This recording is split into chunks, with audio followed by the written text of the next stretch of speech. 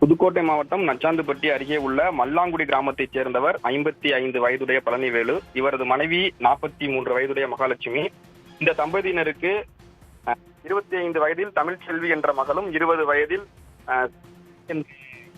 மகளும் என 2 மகள்கள் உள்ளனர். இந்நிலையில் தான் கடந்த 52 நாட்களுக்கு முன்பு மகாலட்சுமிக்கும் அவரது கணவர் பழனிவேலுவுக்கும் தகராறு ஏற்பட்டதாக கூறப்படுகிறது. அப்போது பழனிவேலு மகாலட்சுமியை கண்டித்ததாக கூறப்படுகிறது. இதனால் ஆத்திரமடைந்த மகாலட்சுமி பழனிவேலுவை அடித்து கொலை செய்துவிட்டு அவரது வீட்டின் கழிவறை அருகே குழி தோண்டி புதைத்து வைத்துள்ளார். இதற்கு அவரது 2 மகள்களும் ஆதரவாக இருந்துள்ளனர். பின்னர் பழனிவேலுக்கு கொழுப்பு கட்டிகள் உள்ள நிலையில் அதற்காக கோயம்புத்தூரில் உள்ள மருத்துவமனையில் சிகிச்சையில் இருப்பதாக அனைவரையும் நம்ப வைத்து வந்த நிலையில் நீண்ட நாட்களாக பழனிவேலு அவரது சகோதரியான காவேரியை தொடர்பு கொள்ளாமல் இருந்ததால் சந்தேகமடைந்த பழனிவேலுவின் சகோதரியான காவேரி நமனசமுத்திரம் காவல் நிலையத்துல புகார் கொடுத்திருக்காரு. இந்த புகாரின் அடிப்படையில் தான் அந்த வீட்டில் இருந்த பழனிவேலுவின் மனைவி மகாலட்சுமி மற்றும் அவரது 2 மகள்களையும் காவல்துறையினர் விசாரணை நடத்திய போது அந்த பழனிவேலுவின் 2வது சாரதா உண்மையை நாங்கள் தான் தந்தையை அடித்து கொலை செய்தோம் என்று ஒப்புக்கொண்டதை தொடர்ந்து 3 பேரையும் காவல்துறையினர் கைது செய்து தற்பொழுது பழனிவேலுவின் மனைவியான மகாலட்சுமியை சம்பவ இடத்திற்கு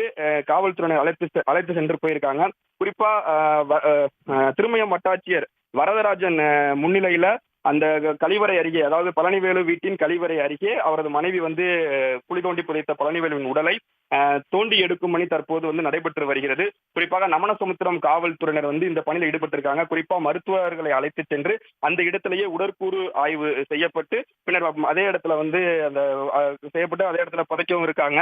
இந்நிலையில் தான் இந்த சம்பவம் பெரும் பரபரப்பை ஏற்படுத்தி உள்ள நிலையில இதற்கு பிறகு அவர்கள் 3 பேரையும் கைது செய்துள்ள 3 பேரையும் நீதிமன்றத்தில் ஆஜர்படுத்தி சிறையில் அடைக்கும் நடவடிக்கையிலையும் காவல்துறையினர் ஈடுபட உள்ளனர்.